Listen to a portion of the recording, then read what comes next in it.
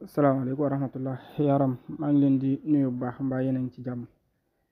yal na yàlla dooli tawfiq bu baax ci barkal Alxuraan ñu ñëwaat ci tabin yi ak xeetu sarax yi nga xam ne nit mën na ko def ngir mën a mucc ci yu bari war ngeen mën a dolliku ci wàllu wërsëg lu bari ba àndeek dogal yàlla insha allahu taala.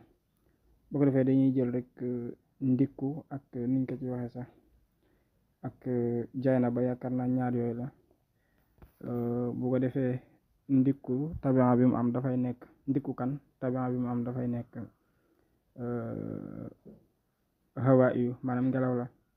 étoile am bi nag dafay nekk rotaaridu nekk ñetteelu position. bu ko defee moom ndikku kat bu yeboo mu fonk lu mel ni tàndarma baax na, lu mel ni kaamil alxuraan wala sijaada baax na ci moom, wala kurus yooyu mu di ko saraxe baax na ci moom, dina ko jariñ lu baree bari bu àndee ak dogal yàlla mi nga xam ne dara tëwu ko.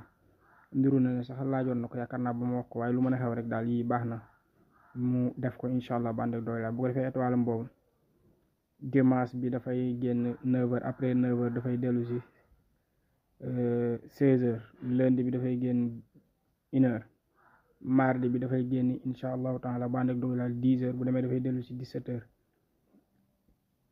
mercredi bi incha allahu taala 7h lay génn, bu demee dafay dellu si 14h. samedi bi incha allah samedi 11h lay jeudi laa bëgg wax de jeudi 11h lay génn, bu demee dafay dellu si 18h jeudi bi. vendredi bi mu ngi génn 8h, après 8h 3h lay dellu si mooy 15h.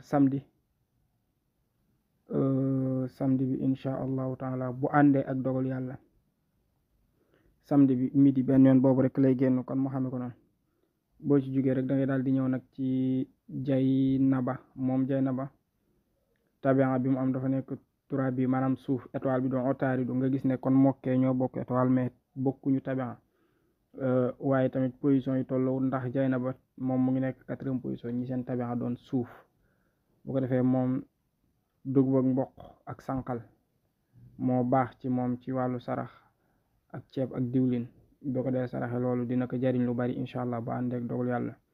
waaye moom Jaynaba mii bu yeboo mu fonk istixfaar mooy astaxfirullah alazim di ko def lu baree bari, dina ko dimbali ci kàttanu yàlla lu baree bari. jublu maa wax nag ne daa bari bàkkaar, waaye damaa jublu wax rek ne bu defee loolu daal du ñàkk lu bari mën na soppeeku ci mbiram. bu ko defee étoile bi dimanche bu nekk comme ni ma ko waxee léegi rek 9h lay génn, bu demee day dellu 16h. lundi bi incha allah 1h benn yoon boobu lay génn.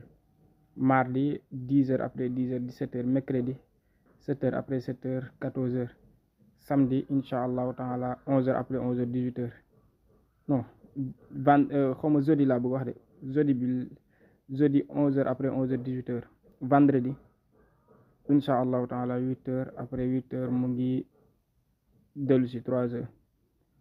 samedi moo ci topp, samedi 11h midi benn yoon boobu lay génn. kon xam naa ci kàttanu yàlla borom bi subhaanahu wa taala mënees naa yem foofu rek ci ñaar yooyu. boo defee fii ngoon ñu dellu si waat ci leneen incha allah. yàlla yàlla dolli jàmm ak sutura def ci réew mi réew yi ko wër yëpp jàmm, yokku wërsëg yi yu xéewal yi ku ci nekk li ngay góorgóorloo liggéeyal yàlla sa borom ak wet goo féete rek yàlla ak diine joo mën a bokk yàlla suñu borom nangul la jëf joojee.